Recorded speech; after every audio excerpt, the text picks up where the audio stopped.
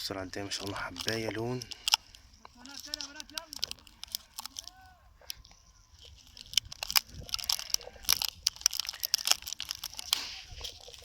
بس ما شاء الله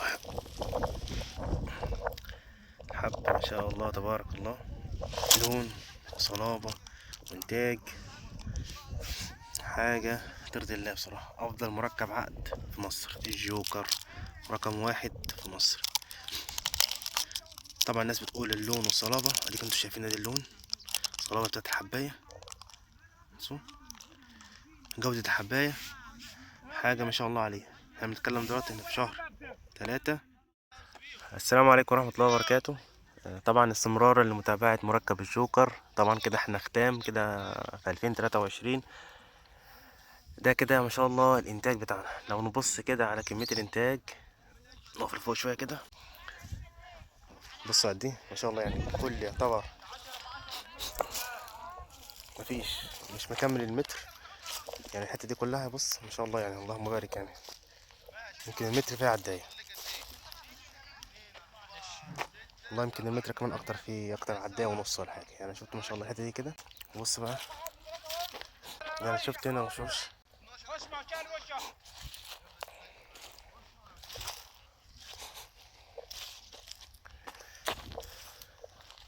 الله، يعني انتاج حاجة تبارك الله، حباية ولون وجودة، حاجة تبارك الله. بصراحة يستاهل يبقى رقم واحد في الانتاج، افضل مركب عقد للطماطم موجود في مصر حاليا.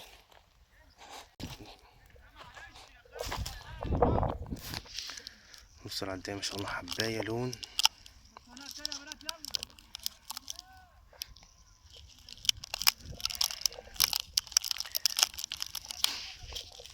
بس ما شاء الله حبة ما شاء الله تبارك الله، لون وصلابة وانتاج، حاجة ترضي الله بصراحة. أفضل مركب عقد في مصر، الجوكر رقم واحد في مصر.